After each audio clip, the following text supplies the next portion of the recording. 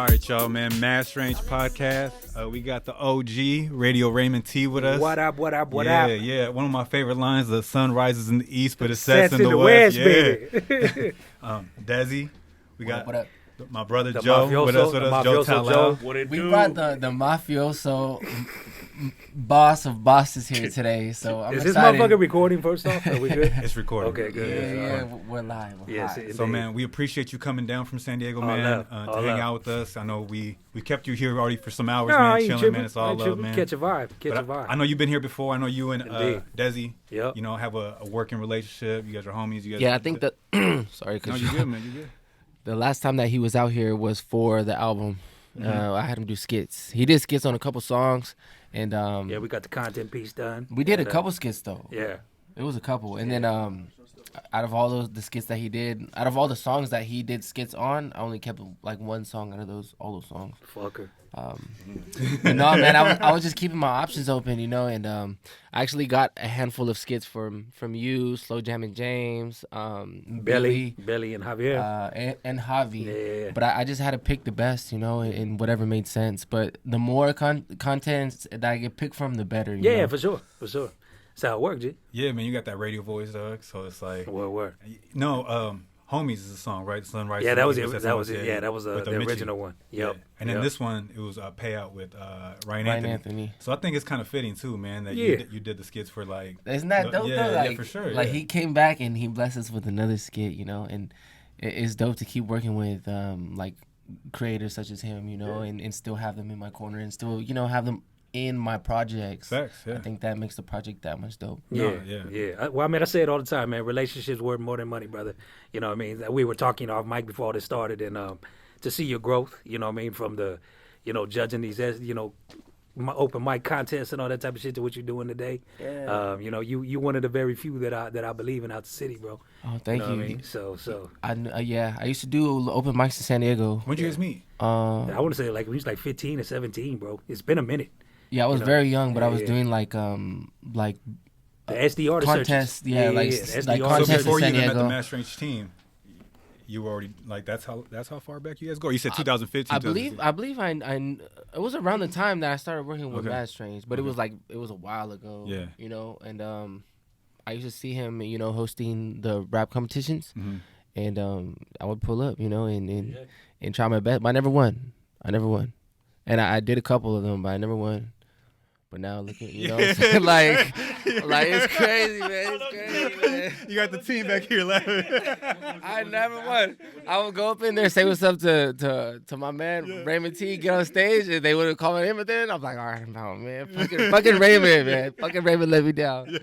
Nah, but it was a good time, man, and I remember like participating in those type of things, you know, like the contests and, you know, like everything. I did everything to try to figure out, you know, what works. Yeah. Well, the cool part you got to understand too is for all those contests you did, you're doing better than the other motherfuckers who may have won at those times. I'll put it that Yeah, way. that's pretty You know what I'm crazy. saying? That is pretty crazy to put it, you know. And I think that anything's possible, you know. Like you shouldn't let small things like that. You know, at the time I thought they were big things, you know.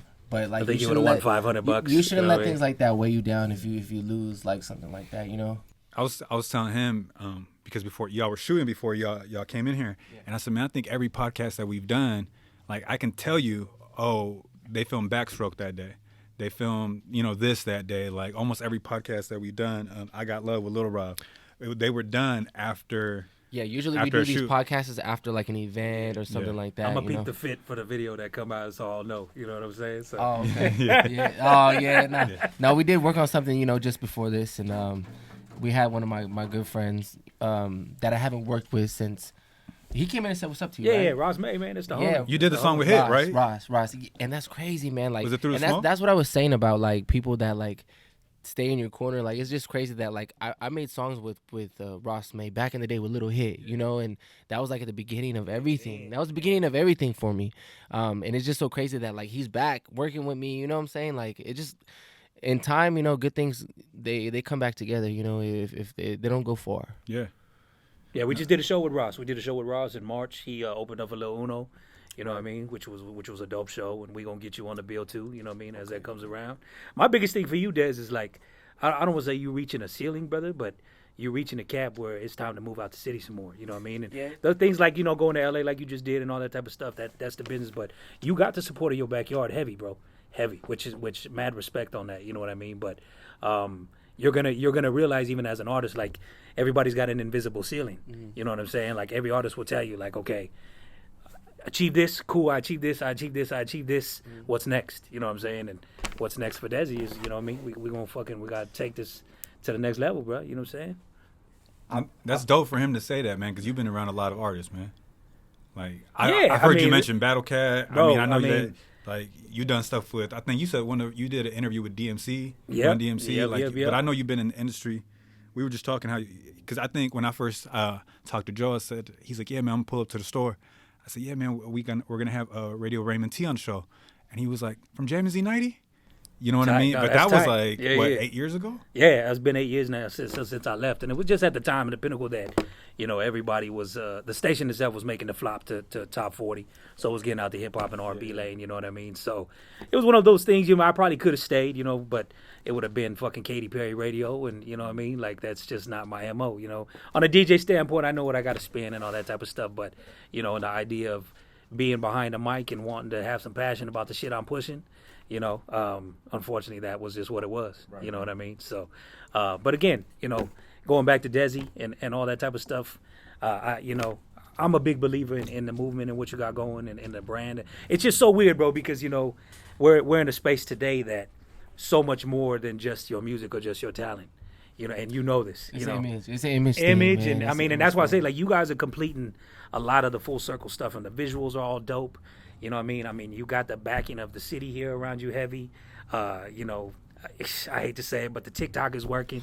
Yeah, you know what I'm saying? Like you got to be reaching so many different fucking elements today that, whatever y'all is doing is working, G. You know what I'm saying? So, like, and everybody who I've been playing the music for has all been like, yo, that shit's dope. That shit's dope. Because, I mean, and this is the cool thing I'll tell you. Like, I talk about you a lot in rooms with other people, like, because everybody will ask me, well, what's bubbling out there in Dago? I'm like, you got to be peeping this cat Dezzy. This cat Dezzy's working right now. You know what I mean? So, everybody's loved the fucking, Nation Under the Funk album. I played that shit for some heavy names. You know what I mean? So, it's just a matter of, how do we figure out how to make the next moves to move around some more. You know what I'm saying? Right. So, he was just saying, man, you weren't, before you got up in here, he was like, man, I think Dezzy, he can move out to Atlanta. There's certain parts that you name a few cities where, like, I mean, sure, we, especially now with the different relationships you're building, you know what I mean? There's no reason we can't be in Texas. You know what I mean? There's no reason we can't be in Arizona. Right. You know what I mean? I'll even put it to the fact that, like, North Carolina, like, right now, like, North Carolina been fucking around heavy with, like, Frankie J. So we have a presence. You know what I'm saying? So, and the cool part, like, what I've been saying, even for yourself, like, you are culture when we talk West Coast, but, like, you fuck with everybody. You know what I'm saying? Like, I feel like you maneuver well with different sets, because the fucked up part about California, bro, is there's so much street politics when it comes to this hip hop shit that, whether it's checking in different regions or whatever the case may be, like, I feel like you can flow around smoothly. You know what I'm saying? Like, Gente fuck with you, Usos fuck with you, Blacks fuck with you. You know what I mean? So there's, unless I ain't seeing something, but you know what I mean? Like, that's what I think. Like, I think is the dopest around what you're doing is, like, you represent West Coast culture heavy, but, like, not in so much a gangbanging manner that, like, I don't feel like you got to watch yourself. You know what I'm saying? And I could be wrong. You know what I'm saying? But I'm just saying, from the persona of, like, it factors and all that type of stuff, man. I mean, it's been dope to watch the growth, bro. Mad love. You know what I mean? I ain't here to ride your dick all show. You know what I'm saying? But, that's just what it is. You know? Thank you, my guy. Indeed. Indeed. No dead air. Keep talking, motherfucker. That's how this thing works.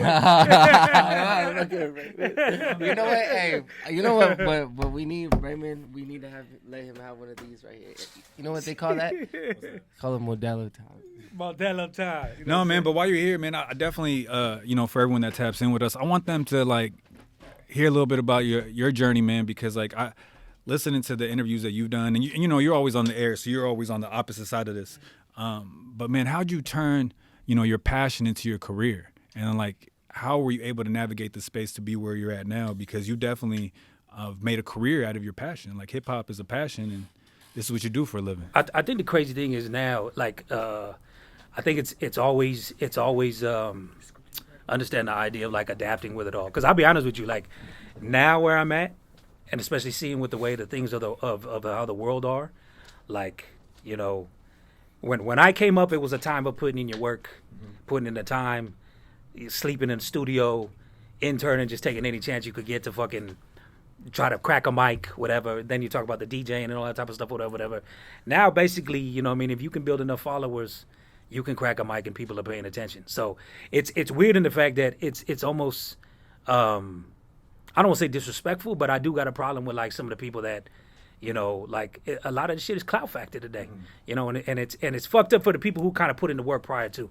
And I don't want to sound like the angry old head, you know what I mean? But it's tough sometimes because when you come up, you learn the skills of the trade, you know, inflection, you know, almost how to just flow with songs and talking and how to interview people and what, you know, where today you see a lot of the dumb shit that's going on and the shit that's getting attention. It's a lot of heavy on clickbait, you know what I mean? But, and I don't want to take that off into another tangent, but just for me and myself, it just was one of those scenarios, bro, that like people always kind of got at me that, you know, I had a cool voice.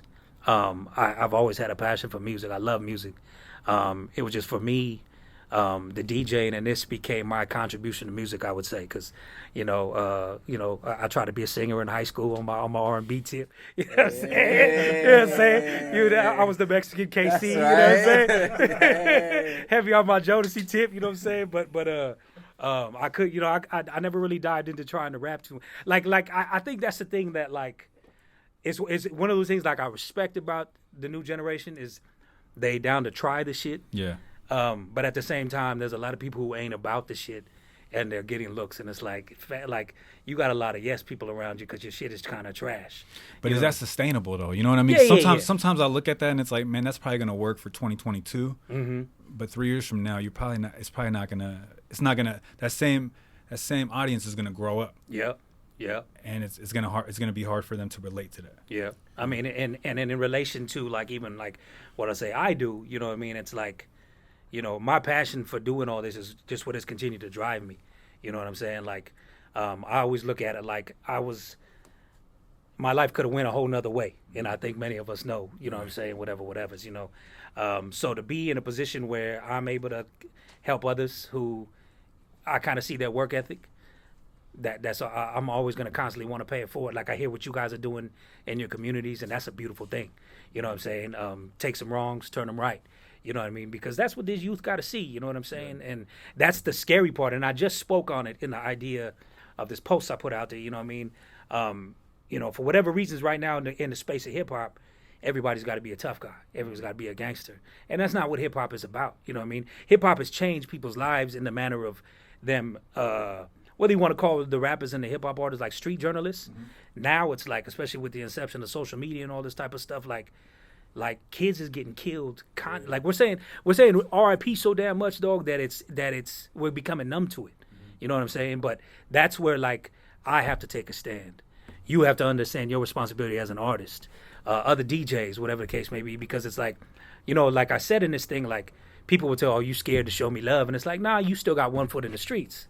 You know what I mean? And this music thing is another monster. Mm-hmm. You know what I mean? Like I can't, like if Dezzy was a fool or a clown, some clown shit, it's hard to go into a label and say, listen, we got all this popping for us right now, but he's on probation.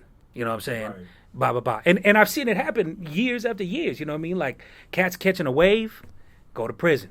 You know what I mean? And it's hard to get that shit back. You know what I mean? And I mean, the sad part is we only hear about this type of shit in hip hop, right?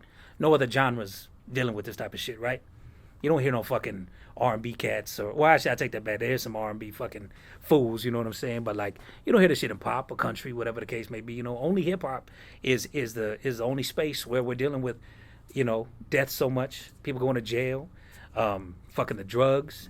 You know what I'm saying? So what I'm looking at, and this is where again, like I give you props on the music, Des, is because, you know, one, the revival of like the G-Funk of what you're doing, I think is fucking amazing. But two, like I don't ever really hear nothing in your music that's in a negative impact. You know what I mean? It represents where you're from, an upbringing, a culture you live and breathe. But I never hear like someone walking away from your music going, I'm gonna go over here and fucking kill somebody. You know what I'm saying? And that's sadly how these labels and all these stuff who are getting the promotions and the push is they just see dollar signs behind that shit. You know what I mean? And for these fucking white corporate motherfuckers, they don't give a fuck. They just see dollar signs. But at the same time, like it's impacting all our communities in a negative manner that, you know what I'm saying? Like they could give a fuck because it just becomes a recycled effort. We were talking about the other day. We were at the gym. Some song came on, and then Joe was like, man, I used to go out and like this song would come on and would turn people up. Bam. And it's like not knowing that you're speaking life. You know what I mean? That can imitate. Like that's when art imitates life. Yep. And you're speaking that into existence. Like you say that, you know, enough. Like eventually, like, you know, thoughts become words, words become actions. Boom. You know what I mean? Actions become habits. And now you're entering this whole space that you didn't want to enter. Man, you might not be able to come back from. Yep. You know, and I hear you talking about that a lot. Yeah. Because I know, like, anytime another rapper's killed, like, I see you immediately, like, trying to speak life to this next generation and just kind of give them some warnings. Like, man, you don't have to go down this road. You don't. Yeah. You know what I mean? And unfortunately, like I said, right now I think money and ego is fucking damaging, you know, the culture, if you will. Because all we do is make excuses for it, right? Yeah. You know, somebody die again, fuck this culture. Yeah. You know what I mean? And it's like, nah, we got to stop justifying that shit. You know what I'm saying? Like, that's what, like I said, but it takes, you know, people's in positions like myself and other people's, you know what I mean, to like actually take a stand in them, but like, fam, that's dope music, but, you know what I mean? I've heard you say, one, you can't cheat the grind. Can't but cheat the two, grind. I've heard you say, like, a big thing about you is, like, conscious effort. Yep. Right? And, like, do you feel like you started making a conscious effort at a certain point as you started developing as a man and growing, like, okay, this is the type of art I'm going to create? To, you know, I mean, kind of like what Raymond was saying, like, no one walks away from your music thinking, like, oh, I think that the moment where I kind of like figured out, you know, how I wanted to navigate and kind of like steer people and kind of like show them, you know, what I represent was like when I got with MadStrange. Really, they really helped me figure out, you know, what kind of artist I wanted to be painted as and what I wanted to represent. And, you know, from that point on, you know, I kind of like switched it up a little bit on what I was talking about and, you know, not too reckless, but for the most part, like, I think what keeps me like in line pretty much is like, I know what has worked for me and I never was really like on that negative tip or anything that's gonna like conflict with any sets or anything like that. You know, I always kept it like very lyrical because from the get-go, that's all I wanted to be was a lyrical artist. You know, from the get-go, even before I was doing funk, I just wanted to be lyrical, and I just wanted to prove that if I work hard that I can really bring the city up. So I never switched my message. Like, I told myself, you know, I would never switch the message. You know, I never would really try to do something that I would think would work when something is already working for me, you know? It's just taking a long time. Yeah. But I do see people, and I was doing an interview with Tony the Wizard, and he was telling me, oh, some dude, like, you know, he keeps switching his style, and now he's like saying things that, you know, he normally wouldn't say. But it's like but another thing is that like people get desperate, you know? Artists get desperate, you know? Like if it's not working, it's like, damn, what's gonna work? And for a minute, like, you know, like, not saying I got desperate, but there was a time in my career where I was like this lyrical trap is not working no more, you know? Like people aren't really like paying me that much attention, you know? So I kind of like went into the funk because I had already been doing funk, but never like that, you know? But I knew that like with the funk, I can always have a positive vibe. Like when have you ever heard like I mean, I'm going to tell you, there's people that are making G-funk right now that's very dark, but I like to make funk. Yeah. You know, it's a little bit different than you know, the ordinary G-funk. Fun is in that motherfucker, dog. You know what I'm saying? You know, fun is in the funk, baby. Like, right. Like, it's very uplifting. It's very upbeat. It's very friendly, you know? And I thought that really matched, you know, what I had going on already. You seem like you're having a lot more fun now, too. Right. Right. The funk is fun, and it's just, like, overall, like, a good feeling. Yeah. You know, especially the beat. When it comes on, it's all the bass line all jumpy, like, yeah. And it's very live. That's the thing about funk. It's very live. Like, the sounds are very live. Very totally opposite of electronic sounding, like, trap, you know? Right. So they're two different vibes, you know? And to be able to, like, go into both is, like, I'm just thankful to be able to do that, you know? Well, bro, it's the same reason like why cats like Battle Cat are still around. Fucking quick. You know what I'm saying? Like, you know what I'm saying? Like them sounds are timeless, dog. You know what I'm saying? They don't go nowhere. You know what I mean? Because in the end, like I said, pump that shit. It's an energy. It's a feeling. Them sonics hit you. You know what I'm saying? You feel good. You know what I mean? And I think that's a big fucking thing around timeless music because, you know, there's stuff we hear. Of course, we're gonna know it's dated.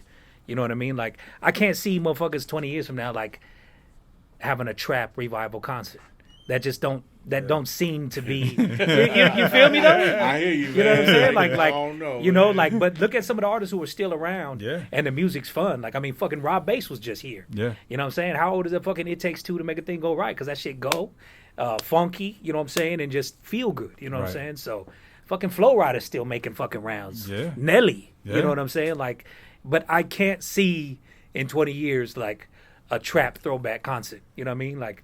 I wouldn't pay to go see 2 Chainz in fucking 20 years. You know what I'm saying? Or, you know, but you know, again, I don't want to sound like the old head, but that's just, you know, that's maybe it's some Southern shit. I don't know, but that sounds dated to me. That's I think as you get older, though, you look for quality. Yeah. Right. And so when you hear a song that you feel like, man, that doesn't feel like a lot of like conscious effort was put into that. Yeah. It was more of like, okay, this beat, this hook hits, and it may work for now. But I don't know if it's gonna be timeless. You know the funk a lot of the funk and even in live like even in live shows it's very improvised. Like the bass lines are very jumpy. Like it's not like a loop, you know. It's not like a just a loop playing and you're rapping over it. It's very there's a lot of elements that go into it. Yeah.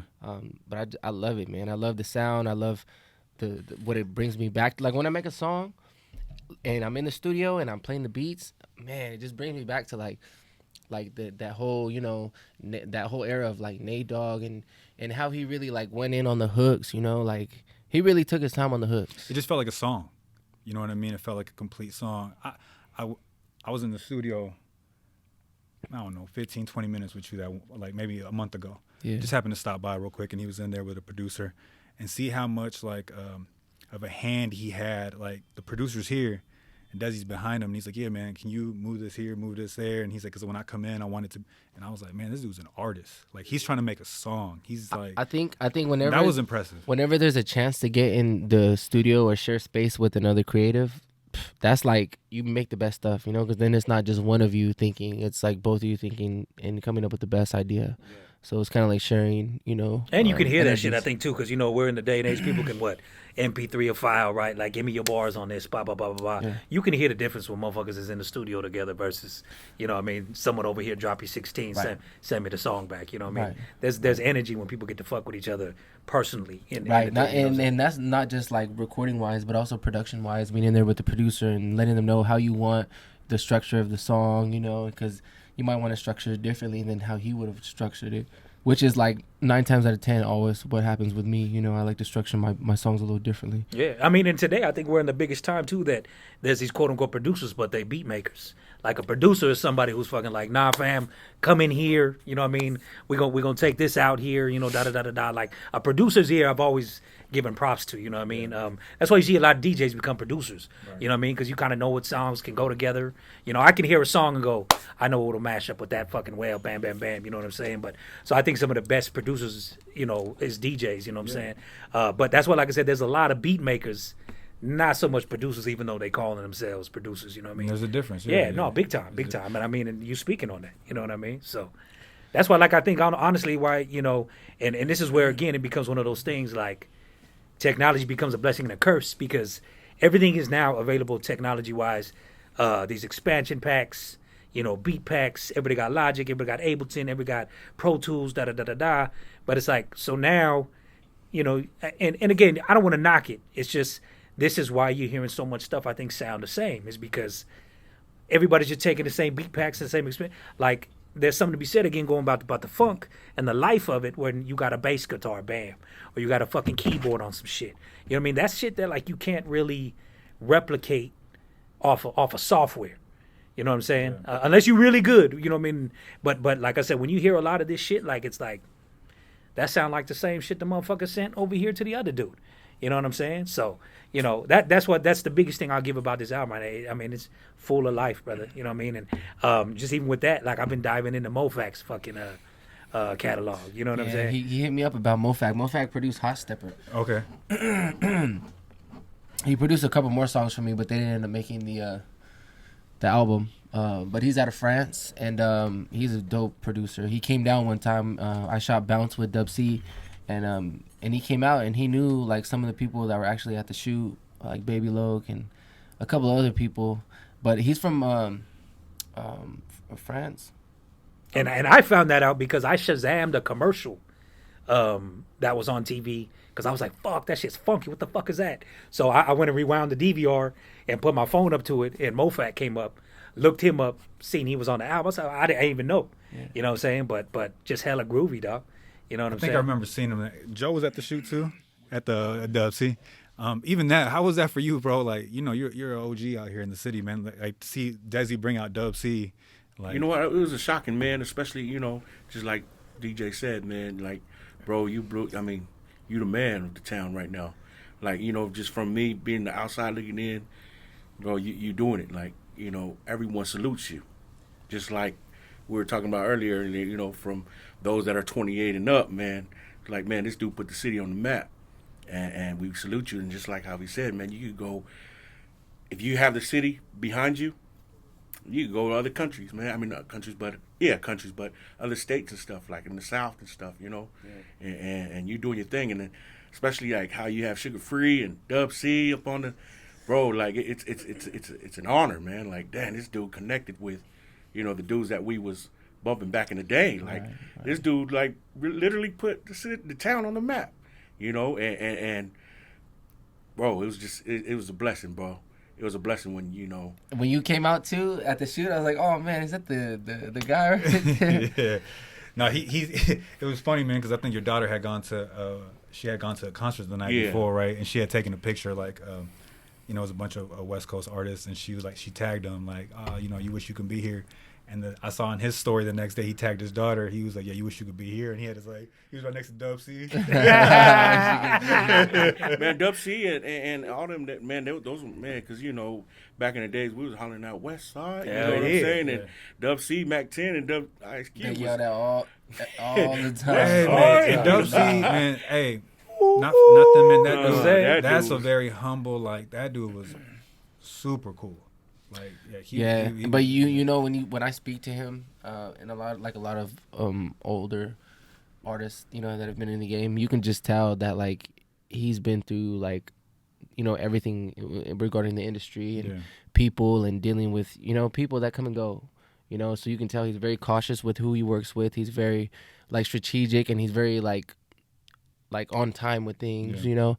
And it's just crazy when you like have conversations with people like that, because you're just like, man, like, you could just imagine how many times he's had conversations with people like me, or, you know, like, he's been around so much that you could just tell, like, by how he carries himself. You know, he's very, like, wants to feel you out, and he wants to, you know what he's getting into. You know, he always wants to.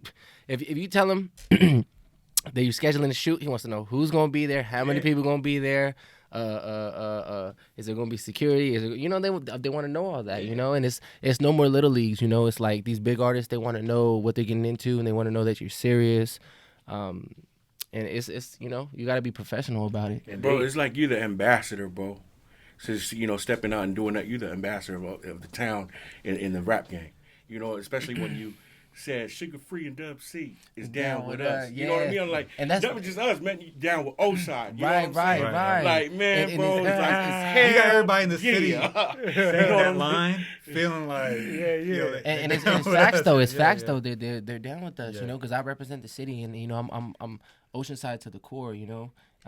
Like, my message, like my music, the best way to sum it up is just Oceanside, you know. So, like, if they're down with me, they're down with the city, you know. They're down with all of us. Yeah.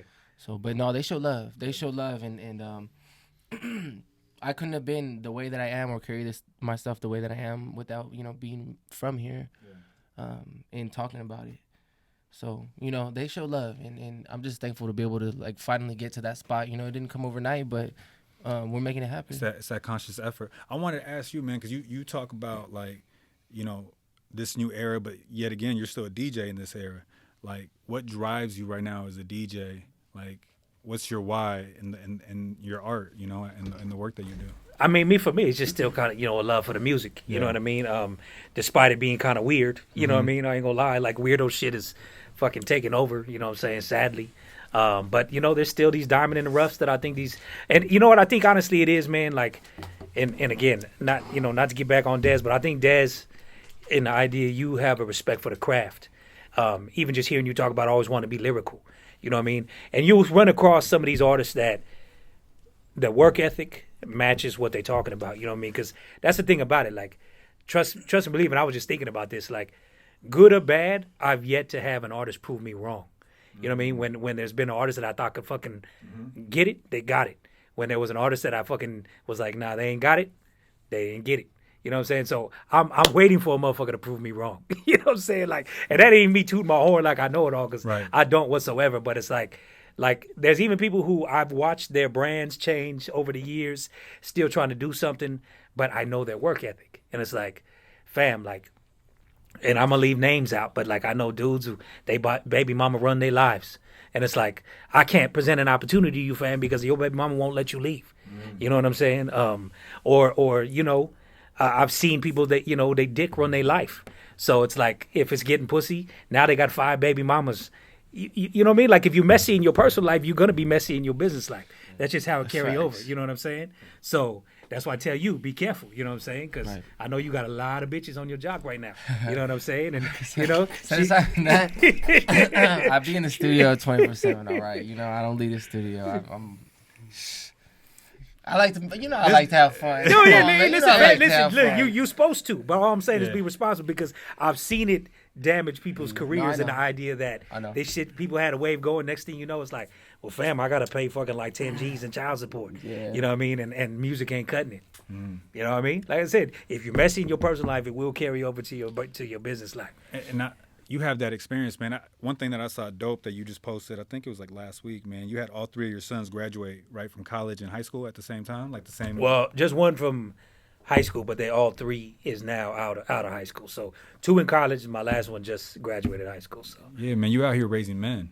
You know what I mean? So it's like, as I hear you say that, you know what I mean? These are qualities as a father that you've probably employed on, like, raising men. I've tried to. I mean, and that's the thing, because, you know, I come from era of the 90s, and you know what I'm saying? Like, I just think we operated different, bro. Like, I'll look at it and say there's 2 different type of people. So there's the pre-internet and the post-internet. And I'm fucking extremely grateful I was raised in the pre-internet. You know what I'm saying? Because, you know, it's funny today because motherfuckers are surprised when they get rolled on for talking shit. And it's like, you can only do so much behind the keyboard before it catch up with you. You know what I'm saying? Yeah. And this ain't even on no tough guy shit, but it's just facts. You know, we come from the day, hey, if you're going to talk that shit, you better be able to back that shit. You know what I mean? So it's funny to see when people are surprised that they actually get pressed, because it's like, well, what's the deal now, homie? You're not about everything you was talking about over here on the keyboard? You know what I'm saying? Right. So, you know, and that's what, like I said, I always keep shit humble. I ain't never going to speak anybody's mouth out my name. I mean, anybody's name out my mouth. You know what I mean? Because, you know, unless I'm really ready to take it there. And at my age now, man, I'm trying to be peaceful. You know what I'm saying? I want to help guide the next generation that they could do things. And just going back to even my sons, you know what I'm saying? Like, I've done my best to just try to instill that in them, and the idea of integrity and whatever the case may be. Because I think that's a big factor that has been lost in today's era. Like, people just ain't about their word. You know what I mean? We're so much in an era, like, everybody's trying to whether it's clout, trying to get the, you know, opportunistic type shit, whatever. A motherfucker will step on their mama if it means they could fucking have an opportunity. You know what I mean? And if you willing to do that type of shit, like, you'll do that shit to anybody. You know what I mean? So that's the biggest thing, you know. So those are more the things I pay attention to when I fuck with an artist. You know what I mean? Someone's integrity, someone's work ethic. If they say they're gonna do something, they get it done.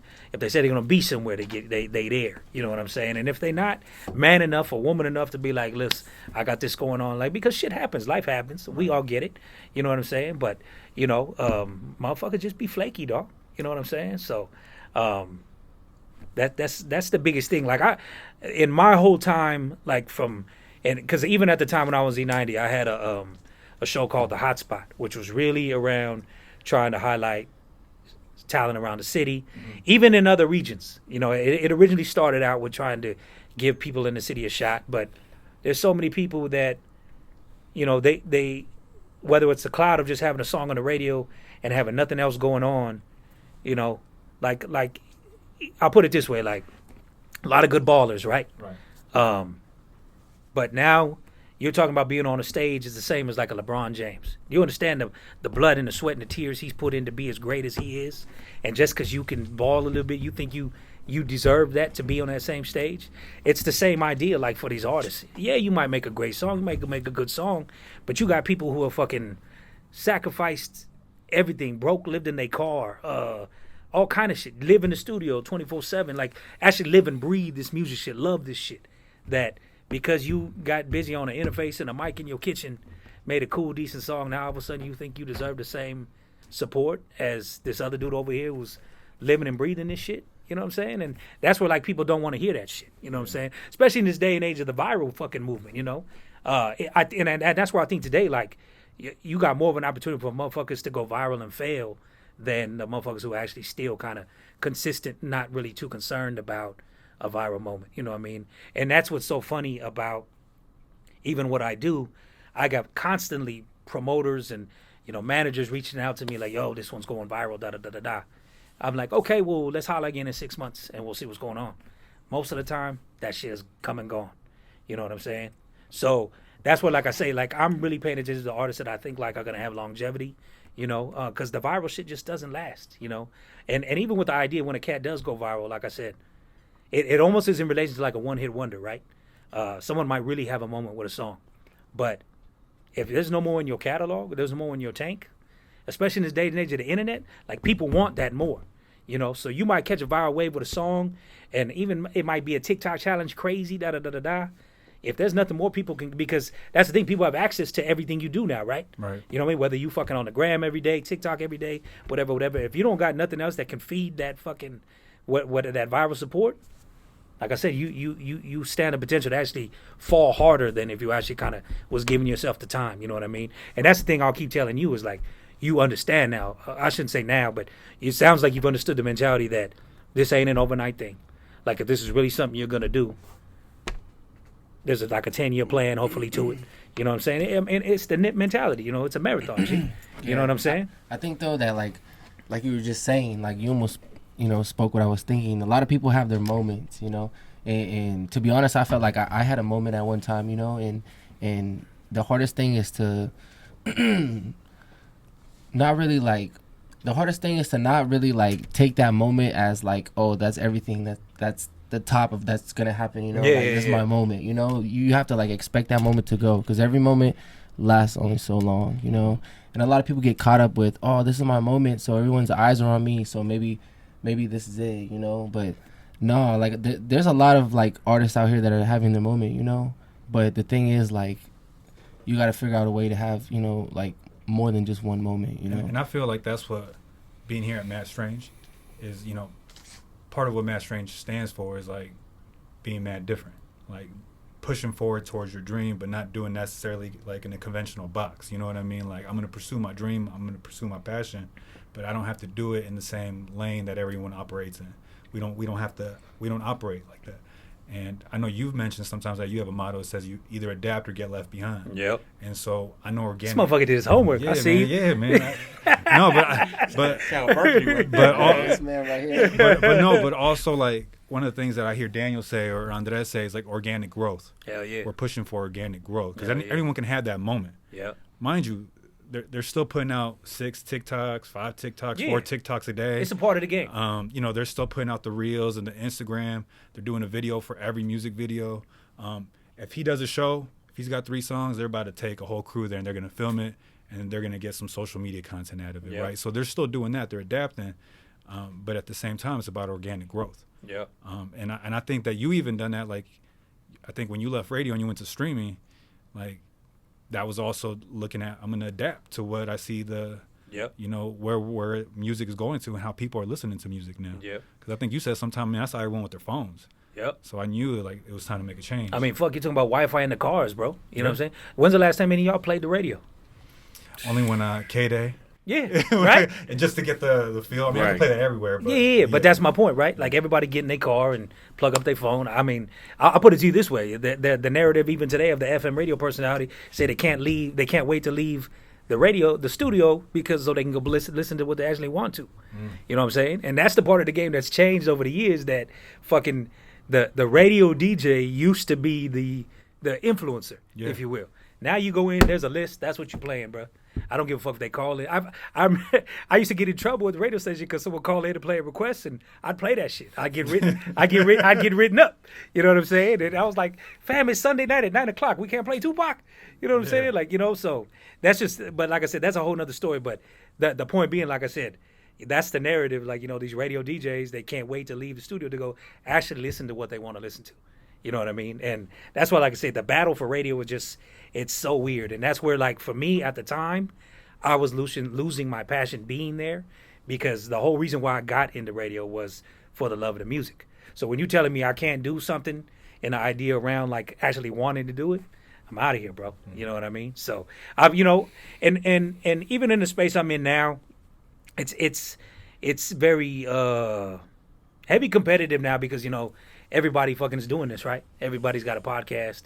Everybody's, you know, whether fucking somebody has a viral moment, now all of a sudden they start celebrities everybody's got a podcast, right? You know what I mean? So it's just the part where I've even kind of taken a step back is because we're just all we're all having recycled conversations.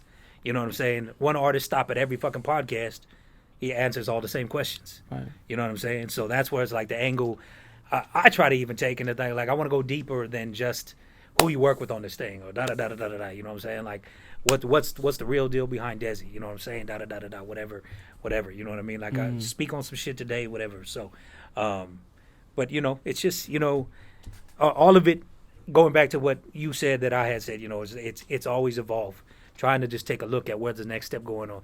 And right now, the next thing, like, everybody's tripping on is, like, this metaverse and NFTs and all this type of shit. And for me, that starts to be a little, I don't want to say scary, but, you know, you talk about the mental health of what's going on now. Everybody in their fucking phones and social media fucking affecting people's lives and all this type of shit. Like, I think the metaverse is about to make that shit fucking 10 times worse. You know what I'm saying? Like, you got to get off your screens. Yeah, because people find their value in this. Bro, you know what I mean? You have so many people that live and die. I mean, I know people who are already into that just can't socially fucking be in real life conversations, because all they know is just they've been an alter ego in this other space for so long that now you got to over here and kind of fucking be who you are. You know what I mean? And that's where, like, the internet and social media. Did you hear a wheeze or something when I fucking take a breath? You know, that's where, like, you know, people have been able to create false narratives for themselves. And that goes back to the idea of, you know, either having a moment or whatever the case may be and then falling off. You know what I'm saying? So I'll continue to preach it till the day I die, man. Real life matters. You know what I'm saying? And even furthermore, like, impact over influence. You know what I'm saying? Because, you know, there's so much talk today around this fucking influencer, right? But how much of them are really making an impact in any kind of fucking productivity in our life? You two motherfuckers is making an impact in your communities, trying to help fucking troubled youth. That's impact. You know what I'm saying? Mm-hmm. But the struggle y'all have is they're competing with the motherfucker in their phone like a fucking rap boy. Mm-hmm. I got all this money, da-da-da-da-da-da, you know, talking shit, creating rap beefs, da-da-da-da-da, and they think that's what it is. But not knowing that shit's going to get a motherfucker killed. Mm-hmm. You know what I'm saying? Up. Or locked up. You know what I'm saying? So that's why I salute both of y'all for the because you've lived it, right? Yeah. You know what I'm saying? You've lived it. You know, and that's the part that gets hard in trying to relay to the younger person coming up, like, because we've all been there, right? We all want to get money. We all want to get bitches. You know what I'm saying? But, like, with that, like, especially now you're going to tape it into the STEM of music. Everybody's in that competitive level, but now it's like, okay, everybody's a tough guy now. This dude talks shit about me on the phone. Wait. But I got, you know, like, money has become the equate of what respect is. And it's like, I don't give a fuck you make money. You know what I'm saying? A clown can make money, which is what is happening right now with a lot of folk. Clown shit is creating a clickbait. So therefore that's creating fucking money. You know, we in an attention economy. Right. You know, but that's why I will continue to live by, like, impact over influence.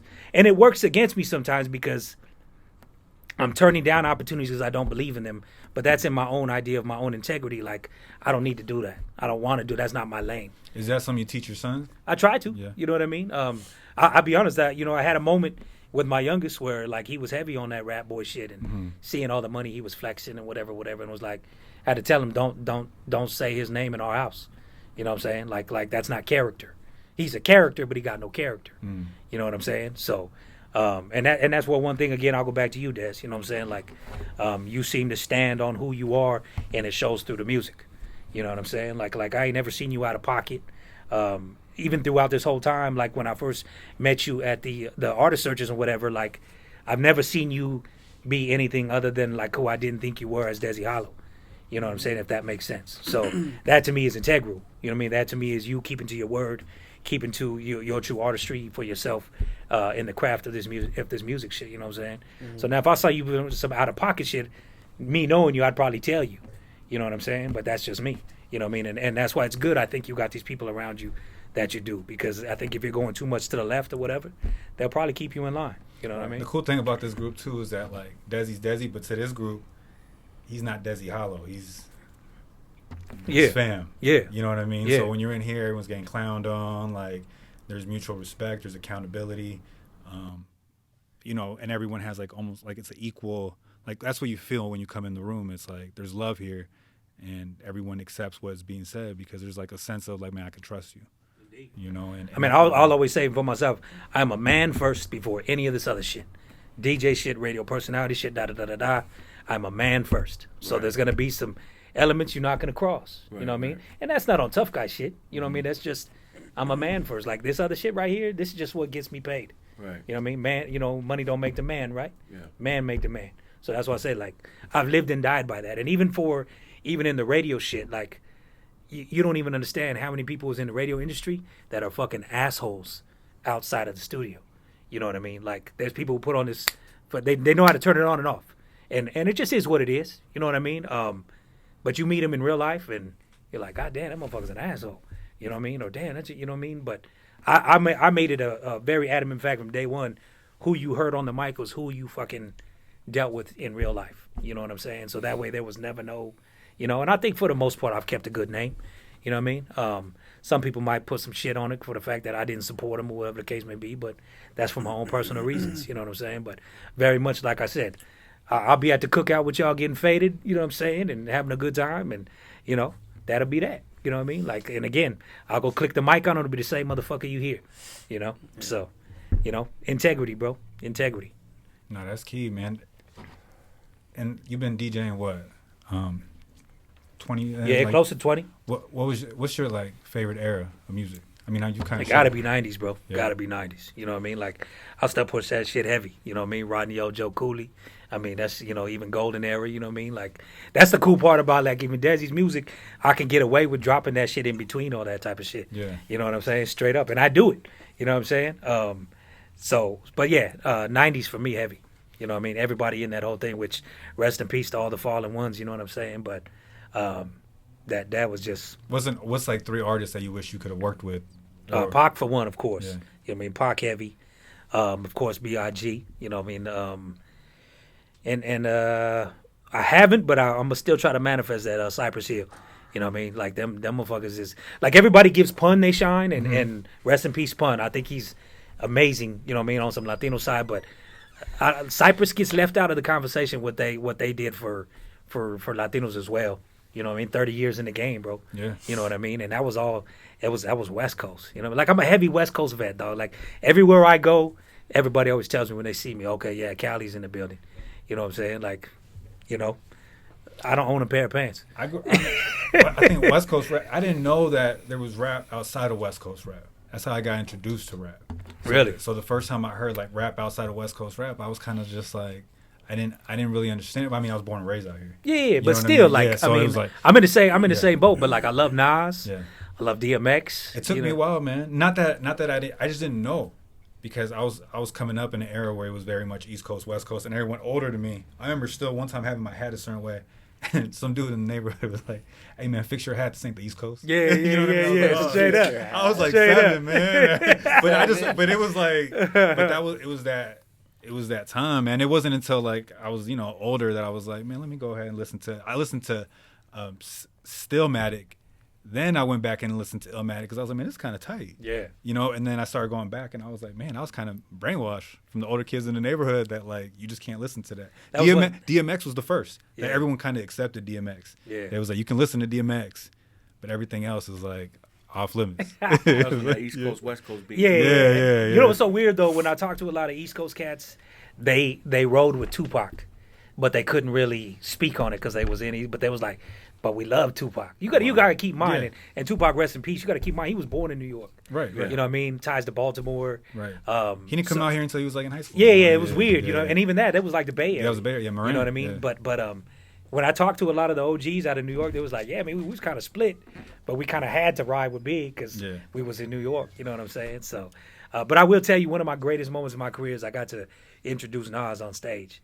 That was super. I got to smoke a little something with him and Dave East before we got on, and I just remember because he was like, he goes, listen, man, just do me a favor, don't get into none of this legend shit, like just have some fun, introduce me, but please don't be like the legend Nas, da da da da da. I was like, cool. I saw him perform at Rock the Bells maybe like in 2005. He closed the show that Redman, Talib Kweli. Yeah. And at that time, him and Jay were already like cool. I think he had already signed to Def Jam, and he was like, "Man, what song y'all want me to play next?" And everybody started screaming "Ether." And he was like, "Man," he said, "Man, nah, me and him are cool now." Yeah. And he was like, "Man, F it, we on the West Coast." Prowling crazy. Is that the one? Got yourself a good. Nah. Ether was the diss track. It was the diss track we did Jay-Z. Yeah.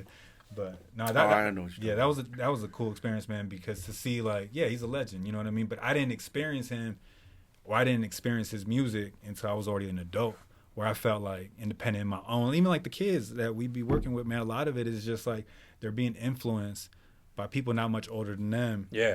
And almost being taught about being a man from someone that's like still a boy themselves, you know what I mean? And so like when I was able to become independent of myself and just be sure of like, nah, man, if I want to listen to this, I'm gonna listen to this.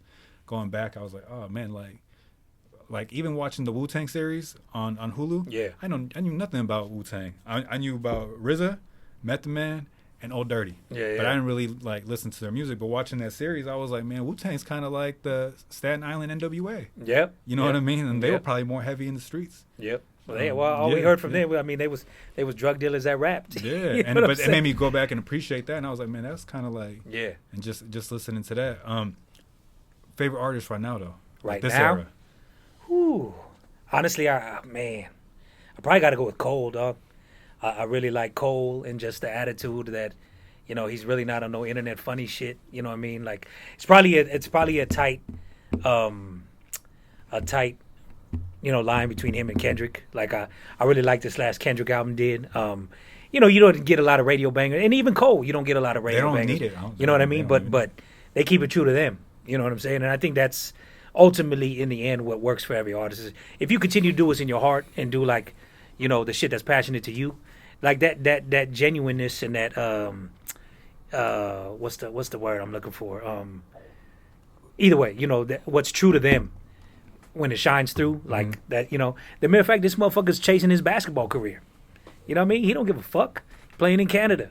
You know how many people like right now could probably go ball in Canada, but they look at it like a step down. You know what I mean? Like, where's I didn't make it in the NBA. You know, that's what, like I say, man, everybody's scared to look like a bum. You know what I mean? It's like, but that's all part of the process, yo. You know, you don't start at the top.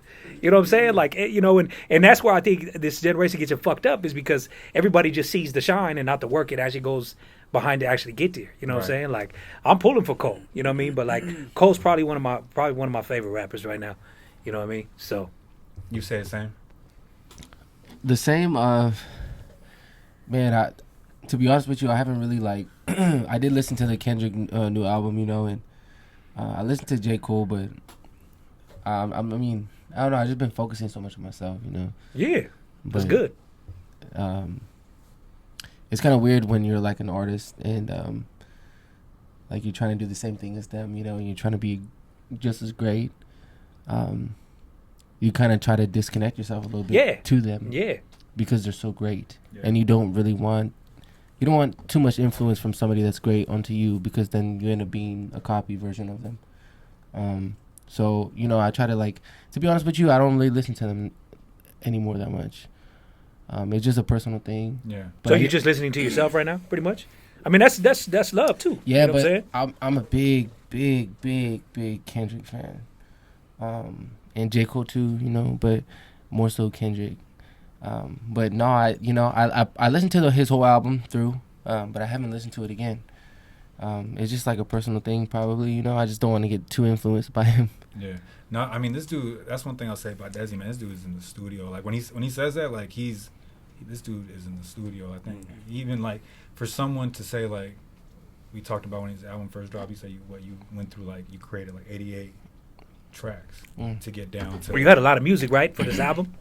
Just a lot of them didn't make the cut, right? Yeah, even like when I brought him over to the studio, the songs that I had him get on, like the ones that didn't make it, like there was just so many songs that like that don't make it, But yeah, I have a lot of music, man. Yeah, and it's endless with like you never know what's gonna be a better song than the last. So. Yeah.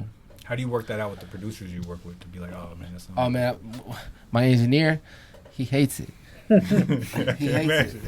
He hates it. I'll be like, oh, let's mix this song. And now that's why I've kind of changed my format.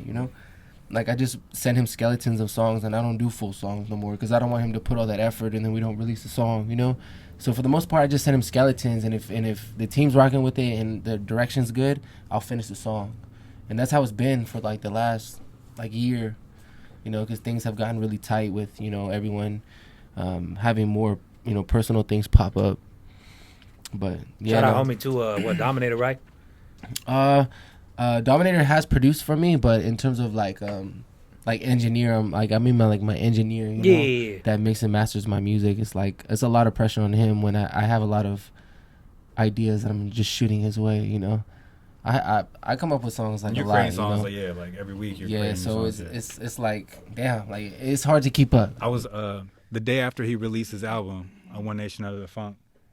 I forgot what I was doing, but I was driving past the studio where he was recording that, and I see I just happened to look and I see Dezzy's car parked out there. But it's the day after he released his album, and almost like that whole week, I just happened to see you this dude was already working on new music while they hadn't even dropped the first single yet. He's already all right, man. And I think we were talking. He was like, yeah, bro, I just this album may not work. So I got to start working on the next stuff. But for an artist to think I'm going to work really hard to push this album out because I believe in it. But at the same time, as we're marketing it, I'm already working on new content. Yeah. That's just I just had a session right now, FaceTime, because my engineer moved to Atlanta. I just had a FaceTime studio session right before this, or right before I met with Ross May and then came here. I was doing a FaceTime session, and I the thing about it is I can have my engineer mix my music and then have him send it back, but if I'm there and I'm on FaceTime, I can literally tell him right then and there, Yeah. And I like to also have a hand in what he's doing and just to make the process a little faster. Yeah. But I also record myself, so I record myself the idea and then I cut it up and get it as close as ready for him to mix as possible, so that. There's, that he has, all he has to do is just open it up, adjust a couple tracks and then start mixing it. But I make sure that everything is down to a T how I like it before I send it to him, so that I have the most influence on the song as possible. So even if I'm FaceTiming him, it's that much more. I get to have my hand in the mix. Yeah, but that's the sacrifice, man. That's the work ethic. I think, like I said, man, and it's weird because I don't think we've probably ever been in another time where a hobby artist can have a moment, right? Because, everybody can, fucking pop off on TikTok or whatever the case may be and have a moment. And I say hobby artists because, like I said, there's so many people who scared to go full-fledged in this thing in the music. Keep that security working at Home Depot or whatever the case may be. You know what I mean? And that's what, like I say, man. Or they don't want to feel like a failure. Yeah. They don't want to fail in front of that. That must be hard, too. You know what I mean? Yeah, Putting yourself out there. That's what I say. I respect the balls on all these artists and the idea, you're trying something in an avenue that, especially now today, everybody and their mama's trying to do. You know what I'm saying? But that's what, like I said, too, a hobby artist right now. And when I say hobby artist, there's the people that you can tell having fun with it, but they ain't ready to go full-fledged with it. But at the same time, like I said, a hobby artist can really have a viral moment right now because of TikTok and whatever the case may be. So, but again, I don't think that equates to longevity. Right. You know what I'm saying? So, you know, and that's only, I mean, and for myself, and kind of going back to what you saying, like, you know, asking me what still kind of drives me, it's still kind of just watching the people who, you know, got this shit in their blood, man. Some people just, this is in them, you know what I'm saying? And for others, and I, you know, and I say it just from experience, you know, like I said, I've yet to have an artist prove me wrong. You know what I mean? And I don't say that in no negative manner, but for the ones that I was like, you probably gonna tap out, tapped out. You know what I mean? For the ones I was, you know, still working. You know what I mean? So that's what's up, man. Well, I know you got to go back up, down to 5. But any last words, man, you would give to, I mean, you said longevity, but just to, you know. Nah, man, I think the biggest thing, man, I just want to keep pushing right now is impact over influence. Whether it's through the music, whether it's what you do, you know, for anybody who's in a position where they can actually dictate some kind of, I don't want to say control, but influence, if you will, like be wise with it. You know what I mean? Like, because, you know, we're losing so much youth, man. You know what I mean? And you guys know from what you guys do and what you're doing in the streets and working with these troubled youth or whatever, like, you know, be mindful of it. And that would probably be it. Like if we was on Jesus and Miro, that would be my fucking neon light, you know, impact over influence. You know what I'm saying? Be impactful with what you're doing. You know what I'm saying? Ultimately, you know what I mean? One thing I love that you said, man, is like have character, don't be a character. That's it. Like that's, you know what like, yeah. That's a good line. Oh, I take that. Can you let everyone know what radio station you at? So I'm on an app now, which is it started as Slacker Radio, is now Live One. We're actually the main audio source in all the Teslas around the world. So on like a Sirius FM type shit, you can catch me hosting anything from 90s hip hop to new hip hop today with some specialty features and all that type of shit. So if anybody's there, download the Live One app. You can go to liveone.com, along from just other stuff we're doing. Check out the freshfridayshow.com. Me and my brother Dennis Blaze, another mix show. And just, you know, always down to work. As long as you down to work as well, I can't want it no more than you. You know what I'm saying? So. And another thing is never have RadioRaymondT judge your rap contest. Because you will not win. You will not win. He was still salty about it. That sounds like it, motherfucker. I got a question on that contest. Were you guys like rap battling?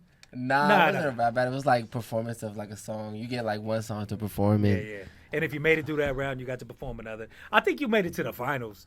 You know what I'm saying? You just didn't win, dog. You know what I'm saying? I'm a sore loser, man. I'm feeling like low-key even holding When he the said grudge. it, he was waiting for a reaction. Yeah, Nobody yeah, said yeah. nothing. These dudes just started laughing. Hey, man, well, I feel like we he was waiting appreciate to fucking. we all these appreciate you years. coming and showing us some love in Oceanside, man. You're welcome to come. You know what I mean? No And doubt. tag Shout out along. MadStrange. Shout out Appreciate Dezzy. All y'all, like I said, man, much respect on what you guys are doing in the streets. That's not an easy gig, man. You know what I mean? You know, and like I said, man, not to sound corny, but you know, the youth is our future, man. Okay. So we gotta fucking do what we can to fucking try to impact their lives as well, because the influence they're getting right now is fucking off the chain. You know what I'm saying? So salute this, you know, salute MadStrange, y'all. Appreciate y'all. Yeah. Orale. Orale.